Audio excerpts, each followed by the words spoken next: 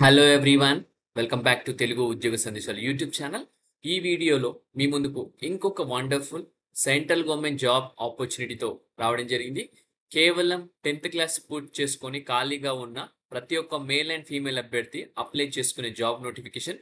ఈ నోటిఫికేషన్ వచ్చేసి multi tasking స్టాఫ్‌కి సంబంధించిన నోటిఫికేషన్. అటెండర్ లెవెల్ జాబ్స్ అన్నమాట. మనకు ఈ నోటిఫికేషన్ ఆఫీషియల్‌గా సెంట్రల్ గవర్నమెంట్ నుంచి రిలీజ్ అయింది. సో ప్రతి ఒక్కరూ అప్లై చేసుకోవచ్చు. ఆంధ్రప్రదేశ్, తెలంగాణ ప్రతి ఒక్క మేల్ అండ్ ఫీమేల్ అభ్యర్థి అప్లై చేసుకునే నోటిఫికేషన్ అనమాట. జాబ్‌లో చేరగానే 35,000 వరకు సాలరీ వస్తుంది. మల్టీ టాస్కింగ్ స్టాఫ్‌కి సంబంధించిన నోటిఫికేషన్. ఈరోజు ఆల్రెడీ నేను ప్రీవియస్ వీడియోలో 10th క్లాస్ బేసిస్‌కి సంబంధించిన జర్నీ మ్యాన్‌కి సంబంధించి నోటిఫికేషన్ అయితే వీడియోలో అయితే అప్లోడ్ చేయడం జరిగింది. ఎవరైతే చూడలేదో ఆ వీడియో అయితే దయచేసి చూడండి. అది కూడా కేవలం 10th క్లాస్ బేసిస్ పైనే నోటిఫికేషన్ అయితే రిలీజ్ అయింది. సో మనం ఈ వీడియోలో డిస్కస్ చేసుకోబోయే విశేషాలు ఏంటంటే, ఈ నోటిఫికేషన్ సంబంధించి ఎలిజిబిలిటీ క్రైటీరియా, ఏజ్ క్రైటీరియా, అలాగే ఎగ్జామినేషన్ ప్యాటర్న్ ఎలా ఉంటుంది, సెలెక్ట్ అయితే పోస్టింగ్ ఎక్కడ ఉంటుంది, మనకు బేసిక్ పే ఎంత ఉంటుంది, యాక్చువల్ శాలరీ ఎంత ఉంది. సో వీటన్నిటి గురించి డాట్ టు డాట్ ఎక్స్ప్లెనేషన్ అయితే ఇస్తాను. సో వీడియోని స్కిప్ చేయకుండా ఎండ్ వరకు ప్రతి ఒక్కరు చూడడానికి ట్రై చేయండి. చిన్న రిక్వెస్ట్ గైస్, ముందుగా ప్రతి ఒక్కరు ఇప్పటివరకు ఎవరైతే వీడియో చూస్తున్నారో చిన్న లైక్ చేయండి. సో లైక్ చేస్తే కనుక, మీరు లైక్ చేస్తే కనుక వీడియో అనేది వేరే వాళ్ళకి రీచ్ అవ్వడానికి పాసిబిలిటీ ఉంటుంది. సో దానివల్ల చాలా మంది అయితే చూస్తారు వీడియోని. అలాగే వాళ్ళు కూడా అప్లై చేయడానికి ఒక పాసిబిలిటీ అయితే ఉంటుంది. అలాగే మీరు గనుక లైక్ చేస్తే నాకు చాలా ఎంకరేజింగ్‌గా ఉంటుంది. నెక్స్ట్ టైమ్ ఇంకా మంచి వీడియోస్‌తో, మంచి కంటెంట్‌తో రావడానికి ట్రై చేస్తాను. అలాగే మన ఛానల్ ఇంకా ఎవరైతే సబ్స్క్రైబ్ చేసుకోలేదో వెంటనే ఛానల్ సబ్స్క్రైబ్ చేసుకొని పక్కన ఉన్న బెల్ ఐకాన్ ఆల్ అని యాక్టివేట్ చేసుకోండి. Okay. So without any delay let us get into the official notification guys. So official notification చూసుకున్నట్టయితే మనకు ఈ మల్టీ టాస్కింగ్ స్టాఫ్‌కి సంబంధించి మనకు మినిస్ట్రియల్ క్యాడర్‌కి సంబంధించి సెంట్రల్ గవర్నమెంట్ నుంచి group C non gazetted post అయితే రిలీజ్ అవ్వడం జరిగింది. మనకు బేసిక్ పే చూసుకుంటే మనకు వచ్చేసి 18,000 నుంచి 56,900 వరకు అయితే బేసిక్ పే ఉంటుంది. సో అన్ని కటింగ్స్ పోను మనకు 35,000 వరకు అయితే సాలరీ రావడం జరుగుతుంది. మనకు ఈ నోటిఫికేషన్‌కి సంబంధించి డీటెయిల్స్ చూసుకుంటే మనకు టోటల్‌గా 94 వేకెన్సీస్‌తో మన ముందుకైతే multi tasking staff non gazetted group సికి సంబంధించి వేకెన్సీ అయితే అఫీషియల్‌గా రిలీజ్ అయ్యాయి. మనకు అన్రిజర్వ్డ్ కేటగిరీలో 65 వేకెన్సీస్, ఎస్సీకి వచ్చేసి 8 వేకెన్సీస్, ఎస్టీకి వచ్చేసి 3 వేకెన్సీస్, ఓబీసీ 9 వేకెన్సీస్, అలాగే ఈడబ్ల్యూఎస్ 9 వేకెన్సీస్ అన్నమాట. టోటల్‌గా 94 వేకెన్సీ వచ్చేసి మనకు మల్టీ టాస్కింగ్ స్టాఫ్ మినిస్ట్రియల్ కేటగిరీలో అయితే మనకు రావడం జరిగింది. మనకు అలాగే multi tasking staff non industrial ward సహాయిక, అలాగే అవి చూసుకుంటే మనకు టోటల్‌గా 81 వేకెన్సీస్ ఉన్నాయి.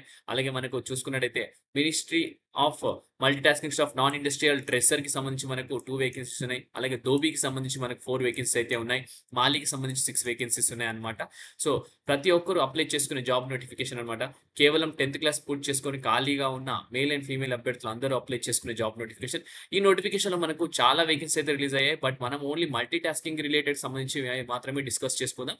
మల్టీ టాస్కింగ్ మినిస్ట్రియల్, అలాగే multi tasking non industrial ward సహాయిక, సో డ్రెస్సర్, ధోబీ, అలాగే బార్బర్‌కి సంబంధించిన డీటెయిల్స్ మాత్రమే డిస్కస్ చేసుకుందాం. ఎందుకంటే నేను ఈ వీడియోలో ఖాళీ 10th క్లాస్ ఎవరైతే పూర్తి ఖాళీ ఉన్నారో వాళ్ళని మాత్రమే టార్గెట్ చేస్తున్నాను. సో ఏజ్ క్రైటీరియాకి వెళ్ళిపోతే 18 నుంచి 20 సంవత్సరాలు ఉన్న ప్రతి ఒక్క మేల్ అండ్ ఫీమేల్ అభ్యర్థి అప్లై చేసుకునే మల్టీ టాస్కింగ్ స్టాఫ్ సంబంధించిన నోటిఫికేషన్. సో ఎసెన్షియల్ క్వాలిఫికేషన్‌లోకి వెళ్ళిపోతే గనుక మనకు మల్టీ టాస్కింగ్ స్టాఫ్ సంబంధించి ఎసెన్షియల్ క్వాలిఫికేషన్ చూసుకుంటే మనకి ఇక్కడ క్లియర్‌గా మెన్షన్ చేశారు.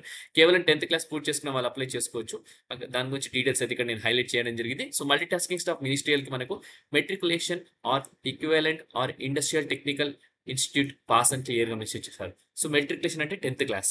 10th క్లాస్ పాస్ అయిన వాళ్ళు అప్లై చేసుకోవచ్చు. లేదా ఈక్వివలెంట్ ఏదైనా ఉంటే అప్లై చేసుకోవచ్చు. లేదా ఐటీఐ పూర్తి చేసుకొని ఖాళీగా ఉన్న వాళ్ళు కూడా అప్లై చేసుకోవచ్చు అన్నమాట. ఓకే.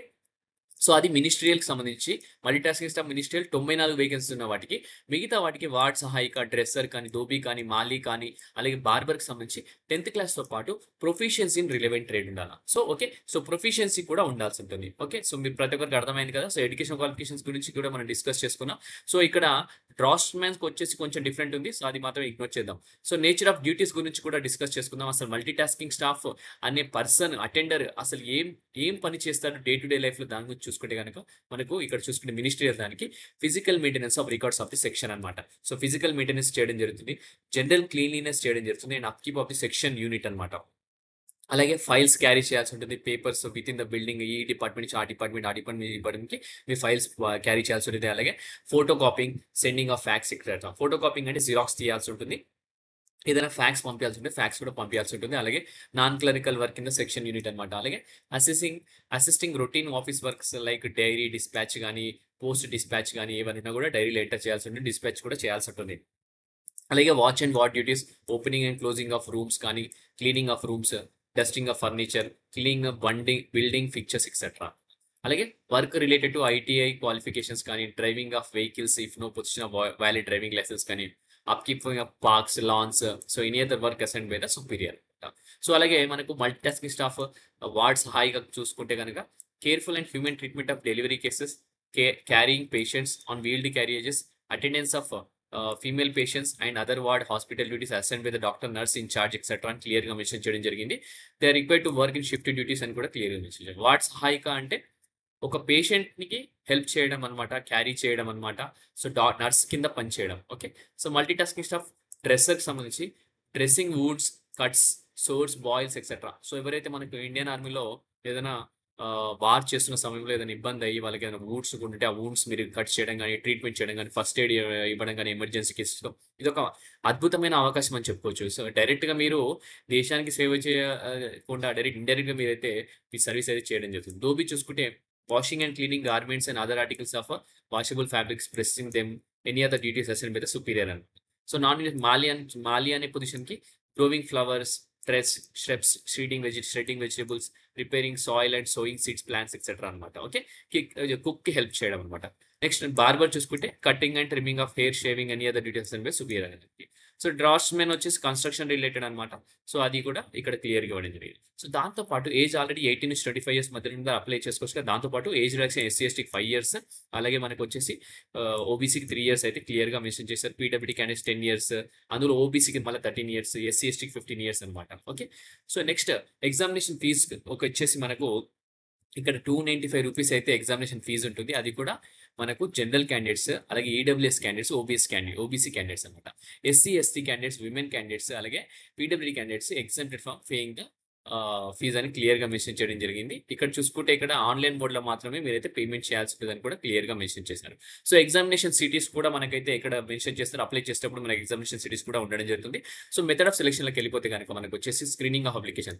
ఫస్ట్ ఎవరైతే అప్లై చేస్తారో ఇండియన్ నేవీ వచ్చేసి మనకి స్క్రీనింగ్ చేసి, షార్ట్ లిస్ట్ చేసి రిటన్ టెస్ట్‌కి పిలవడం జరుగుతుంది. రిటన్ టెస్ట్ వచ్చేసి మనకి ఇక్కడ షార్ట్ లిస్టెడ్ ఎలిజిబుల్ క్యాండిడేట్స్ వచ్చేసి మనకు ఆన్‌లైన్ కంప్యూటర్ బేస్డ్ ఎగ్జామినేషన్ అయితే అటెండ్ అవ్వాల్సి ఉంటుంది. అది కూడా హిందీ అండ్ ఇంగ్లీష్‌లో కండక్ట్ చేస్తారు. మనకు ఇక్కడ చూసుకుంటే 4 సెక్షన్స్ ఉంటాయి ఏబీసీడీ. సెక్షన్ 1 జనరల్ ఇంటెలిజెన్స్ వచ్చేసి 25 మార్క్స్‌కి ఉంటుంది.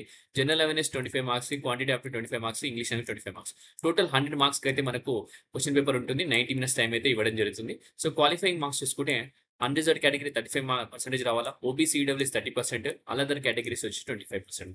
ఎస్సీ, ఎస్టీ వస్తారు ఆల్ అదర్ కేటగిరీస్ అంటే. So, okay. సో, 100 మార్క్స్‌కి ఉంటుంది.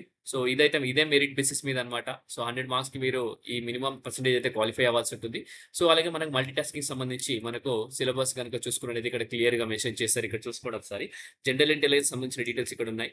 అలాగే మనకు జనరల్ అవేర్‌నెస్ సంబంధించి, క్వాంటిటీ ఆప్టిట్యూడ్ సంబంధించి, ఇంగ్లీష్ లాంగ్వేజ్ సంబంధించి కూడా డీటెయిల్స్ అయితే ఇక్కడ క్లియర్‌గా మెన్షన్ చేయడం జరిగింది. ఓకే. సో, ఇక్కడ చూసుకుంటే మనకు details of date of examination, time, online test వచ్చేసి మనకు కమ్యూనికేట్ అయితే చేయడం జరుగుతుంది. మీరు valid email ID, mobile number అయితే అప్లికేషన్ ప్రాసెస్ చేసేటప్పుడు, రిజిస్ట్రేషన్ చేసుకునేటప్పుడు అయితే అక్కడ ప్రొవైడ్ చేయండి. www.joinindiannavy.in, indiannavy.nic.in ఈ వెబ్‌సైట్స్ కూడా మీరు టైమ్ టు టైమ్ రిఫర్ అయితే చేయాల్సి ఉంటుంది. సో, ఇంకొకటి ఏంటంటే ఎంటీఎస్ కేటగిరీలో, మల్టీటాస్కింగ్ కేటగిరీలో, అటెండర్స్ కేటగిరీలో మనకు వార్డ్ సహాయిక, డ్రెస్సర్ కానీ, ధోబీ కానీ, మాలి కానీ, బార్బర్‌కి ప్రొఫిషియన్సీ టెస్ట్ ఉంటుంది. వచ్చేసి ఏంటంటే the candidate have to qualify proficiency to be conducted with reference to duties indicated అని క్లియర్‌గా మెన్షన్ చేశారు. ఏవైతే డ్యూటీస్ గురించి మనం మాట్లాడుకున్నామో దానికి సంబంధించి ప్రొఫిషియన్సీ టెస్ట్ అయితే ఫర్ ఎగ్జాంపుల్ చూసుకుంటే వార్డ్ సహాయిక ఏం చేస్తాడు, వార్డ్‌లో ప్రతి ఒక్కరికి ఎవరైతే పేషెంట్స్ ఉన్నారో వాళ్ళకి హెల్ప్ చేయాల్సి ఉంటుంది. సో, దానికి సంబంధించి టెస్ట్ ఉంటుంది. సో, ధోబీకి హెయిర్ కట్ మన హెడ్ ఏమంటారు, ధోబీకి మన డ్రెసెస్ అన్ని ఉతకడం కానీ, ప్రెస్సింగ్ చేయడం, ఐరన్ చేయడం కానీ అవి టెస్ట్ ఉంటది. అలాగే మనకి బార్బర్‌కి హెయిర్ కటింగ్, ట్రిమ్మింగ్, సో, దానిపైన కూడా టెస్ట్ ఉంటుంది. సో, ఇవన్నీ టెస్ట్ పాస్ అయిపోతే మీకు జాబ్ అయితే రావడం జరుగుతుంది. అపాయింట్మెంట్ లెటర్ అయితే ఇవ్వడం జరుగుతుంది. ఓకే. సో, ముందుగా మనం రిజిస్ట్రేషన్ చూసుకుంటే 5th జులై స్టార్ట్ అవుతుంది. 18th జులై వరకు లాస్ట్ డేట్ అనమాట. ఓకే. సో, ప్రతి ఒక్కరు అప్లై చేసుకునే జాబ్ నోటిఫికేషన్ అనమాట. ఒక వండర్‌ఫుల్ జాబ్ నోటిఫికేషన్ ఇది. సో, మనకి ఇండియన్ నేవీ నుంచి రిలీజ్ అయిన అఫీషియల్ నోటిఫికేషన్. సో, దీనికి సంబంధించిన నోటిఫికేషన్ డీటెయిల్స్ అయితే క్లియర్‌గా చెప్పాను. మీకు కావాల్సిన ఇన్ఫర్మేషన్ అయితే దొరికిందని అనుకుంటున్నాను. గ్రూప్ బి అండ్ గ్రూప్ సికి సంబంధించిన నోటిఫికేషన్. సో, ప్రతి ఒక్కరు అప్లై చేయండి. ఎవరైతే అప్లై చేయాలని అనుకుంటున్నారో వాళ్ళైతే ఇమ్మీడియేట్‌గా అప్లై చేయండి. ఇంకెవరికైతే ఇన్ఫర్మేషన్ పాస్ చేయాలనుకుంటారో వాళ్ళందరికీ మన ఛానల్ వీడియో డిస్క్రిప్షన్ అయితే పంపించండి. వాళ్ళు కూడా వీడియో చూసి మాత్రం అప్లై చేయడానికి ట్రై చేస్తారు. ఓకే. సో, ఇంతటితో ఈ వీడియో ముగిస్తున్నాను. నెక్స్ట్ వీడియోలో ఇంకా మంచి కంటెంట్‌తో, మంచి వీడియోతో రావడానికి ట్రై చేస్తాను. Thank you for watching the video. Have a great day.